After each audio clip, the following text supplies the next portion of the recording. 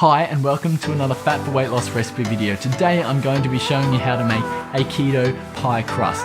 This stuff is super flaky and really easy to make. Let's get started. If you're new around here, I do keto recipes, keto information, experiments on myself, and keto fitness and nutrition guides. If this sounds fantastic to you, please consider subscribing below. Alright, so first up, you're going to grab a large bowl and you're going to put 3/4 of a cup of almond flour in there, 1/3 of a cup of coconut flour, half a teaspoon of xanthan gum, and a little pinch of salt. And you're just going to mix that around until all of the ingredients look really well mixed together. You don't want to see any different colors in that bowl. The next few steps you have to be pretty quick with, so I'm going to show you the easiest way to do this. I want you to grab 100 grams of cold butter and you're going to dice that into pretty small pieces.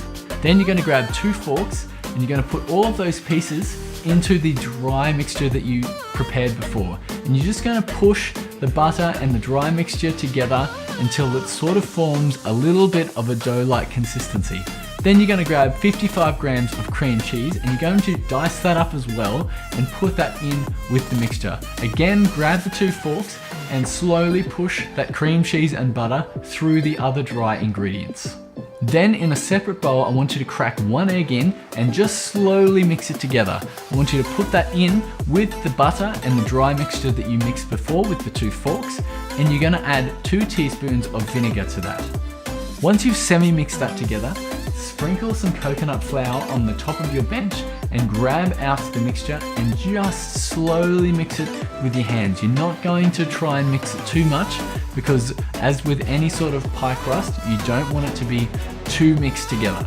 Then what you're going to do is you're going to grab a ream of cling wrap and put the cling wrap on the bench.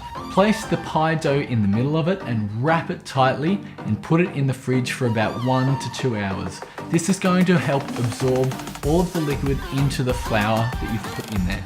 Once you're ready to use the dough, all you have to do is grab 2 sheets of parchment paper or baking paper and place the dough into the middle and just roll it out with a rolling pin.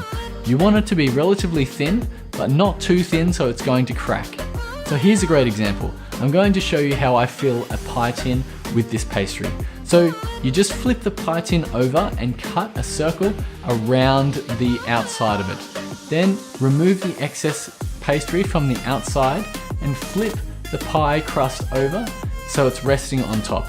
Then remove the parchment paper from the top and just slowly press the dough into the pie tin. You can remove any excess from the outside and press in the outsides with a fork so you get that really nice pastry crust style. I recommend blind baking this type of pastry, so all you have to do is fill the inside with rice and put it in the oven for about 10 minutes at 180 degrees Celsius or 355 degrees Fahrenheit. Blind baking is perfect because it helps the pie crust stay stable on the bottom and so it doesn't rise like the edges. Thank you so much for watching. If you like recipe videos like this, I do them every single week. So if you want to hit subscribe below, I'll let you know when the next one comes out.